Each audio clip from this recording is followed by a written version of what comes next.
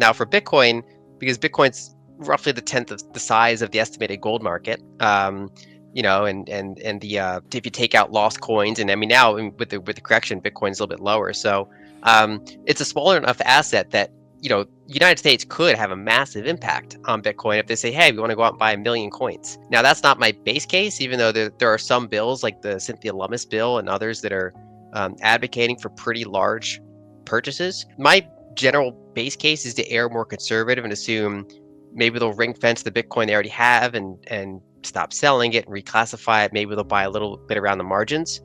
Certainly as a bull on the asset, I'd rather be surprised to the upside than surprised to the downside. So I kind of assume little to nothing and don't really base my Bitcoin price thesis over any kind of multi-quarter or multi-year period on one headline of what the US is going to do, because I'd rather have that headline be positive than negative. Investors frequently assume that the Fed can precisely regulate economic cycles and inflation. Lynn Alden cautions that the structural factors influencing the modern economy are far more complex. Traditional economic models might no longer be relevant in light of growing fiscal deficits, escalating debt monetization, and changing global liquidity trends. Lynn contends that government spending, not just central bank policy, has a significant impact on the present market cycle. The fiscal dominance framework, one of her primary indicators, indicates that inflationary pressures might continue even if the Fed keeps interest rates high. This casts doubt on the widely held belief that rate increases by themselves can control inflation and could cause unanticipated volatility in the stock and cryptocurrency markets. For more information about cryptocurrencies and the digital asset world, remember to like this video, subscribe to the channel, and enable post notifications if you like this kind of content. Additionally, please feel free to leave a comment below with your thoughts. Thank you for watching and enjoy the video. If we are going to have risks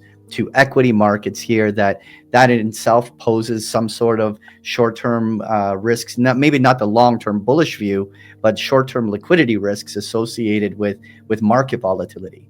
Potentially, yeah, and there's some number crunching on this. So like NIDIG has done really good research on this.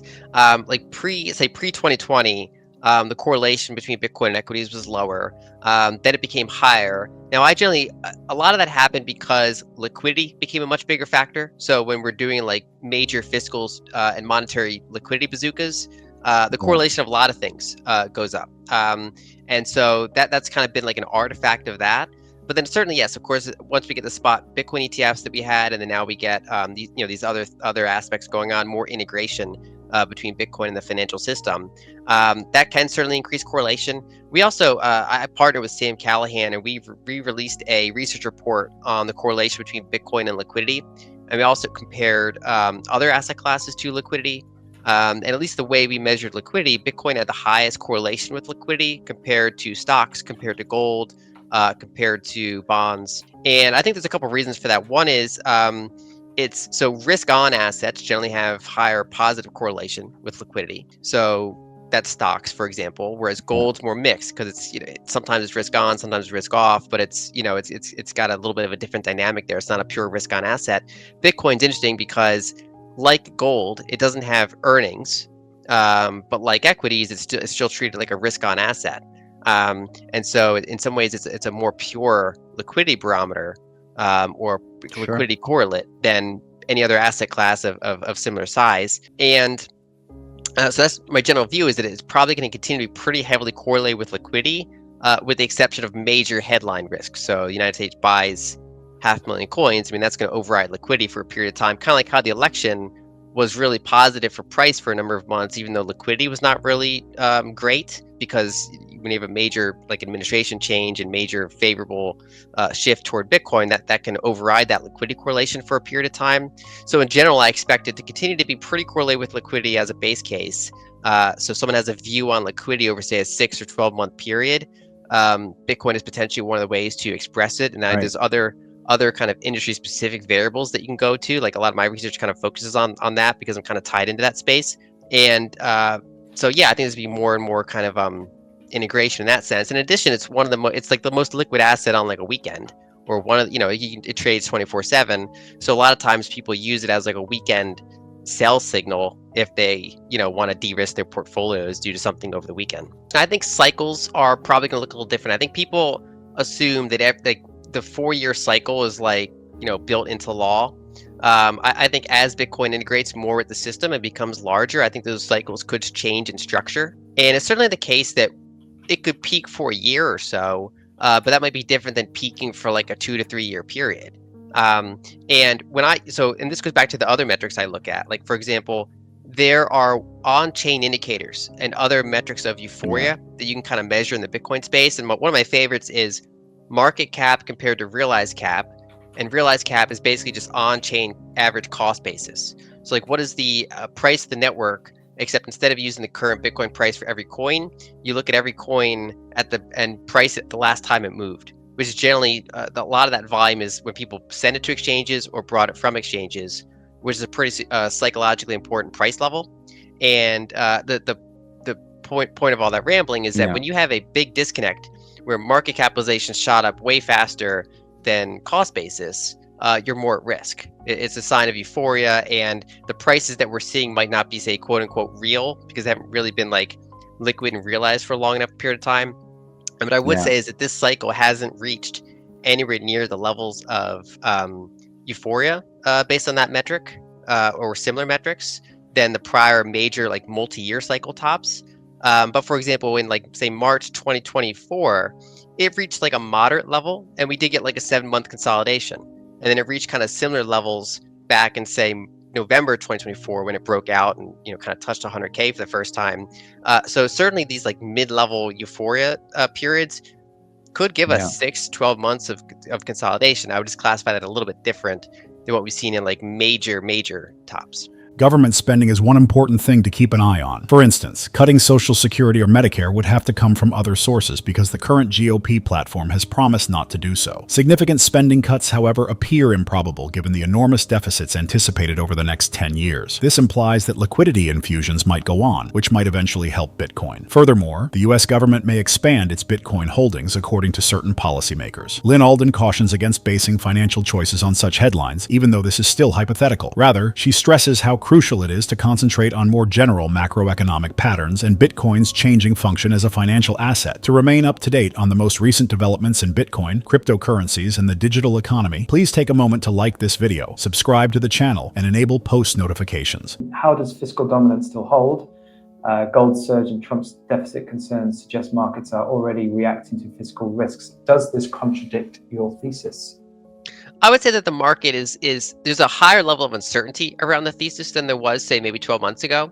But the reason I don't think it contradicts it is because we can't just take claims at face value, right? So in the prior Trump administration, they said they were going to pay off the national debt, cut healthcare costs, XYZ, and some of their campaign promises happened, like tax cuts, but other ones are kind of very challenging to do. And so these big claims like, hey, we're going to cut $500 billion from the deficit on a year after year basis. We're going to cut $1 trillion from the deficit. Those are rather large claims. What makes it challenging is when you look at, say, for example, the 2024 official GOP platform, Promise 14, right at kind of the top of the document was, we're not going to cut Social Security or Medicare or raise the retirement age. And so that's like a difference between this current era of Republican politics than say the Paul Ryan era. So let's call it the 2020, the kind of the 2020 era versus 2010s era, is that it's less about cutting these really big cost centers for the government. And one of the ways to get around that is to say, hey, we're going to cut a lot of waste, right? It's, government's full of waste. We're going to cut a lot of waste, and therefore we're going to trim a ton from the deficit without impacting things that really impact American citizens, right? That's kind of the claim you make. It's kind of like saying, hey, we're going to cut taxes, but we're not going to grow the deficits or have an inflation problem from doing this. Or we're going to raise taxes, but we're not going to cause a recession by doing it, right? It's kind of like every kind of political party wants to have their cake and eat it too in terms of their signaling on what they're going to do. They want to advertise the benefits and downplay the potential costs. And so in order to make really meaningful headway in the deficits, and I certainly admit that this has been certainly more shock and awe than we've seen in any kind of prior attempts. So it's certainly uncertainty is certainly elevated. I grant that. But when we see like, hey, we closed this $3 million real estate thing. Hey, we got another thing. Hey, we got another $1 billion thing this time. When we're talking about like $2 trillion deficits with like, and we did actually another report on this. I did one with Sam Callahan on the whole fiscal dominance issue.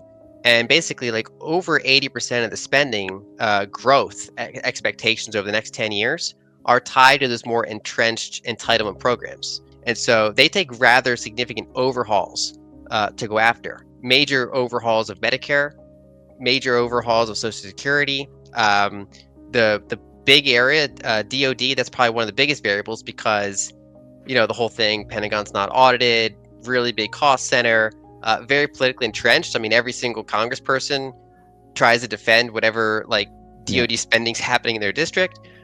So that's like a whole political thing. And again, we have to watch that play out. So I think, once we get, we're, 5-6 weeks into administration, I think we have to watch this play out a little bit longer. But I still, whatever kind of the market-based case is, I generally take a little bit of the under in terms of, at the end of the day, raw numbers. So not the number of optical wins, but the raw numbers. Are we going to have the deficit? My base case is no, but I do think that we are at least fiscally consolidating, which means I don't think the deficit's really going to grow this year. And so I'm certainly, for multiple reasons, from deficits to tariffs, more generally on the defensive. Lynn Alden highlights how ambiguous political pledges may be, particularly when it comes to cutting the debt. Alden cautions against trusting political representatives' grandiose claims, like reducing the debt by trillions of dollars at its value. She points out that the GOP's 2024 platform makes a clear commitment to maintaining important entitlement services like Medicare and Social Security. Achieving meaningful deficit reductions without affecting these ingrained programs is a significant task, as they account for more than 80% of predicted spending growth over the next 10 years. Alden examines the possible ramifications of U.S. government policies on gold and Bitcoin. Since the United States hasn't touched its gold stockpiles in decades, she minimizes the possibility that it will sell them. She does point out that the government may use wonky mechanisms to reprice gold in order to strengthen the Treasury's balance sheet, but given the size and liquidity of the gold market, even such measures would probably generate more headline danger than real price disruption. However, Bitcoin is a more volatile and smaller asset. Alden admits that the U.S. government might possess more Bitcoin, a notion put out in measures such as those introduced by Senator Cynthia Lummis. She maintains her conservative stance, though, arguing that rather than making significant acquisitions, the government is more likely to keep and reclassify current Bitcoin. Alden advises against basing investment theses on speculative headlines, instead choosing to concentrate on the macroeconomic environment as a whole and the changing function of Bitcoin as a financial instrument. Remember to like this video, subscribe to the channel, and enable notifications if you thought his viewpoint was helpful so you don't miss any updates. We'd love to know what you think about the future of cryptocurrency markets, so please share your ideas in the comments section. We appreciate your time and hope to see you in the next video.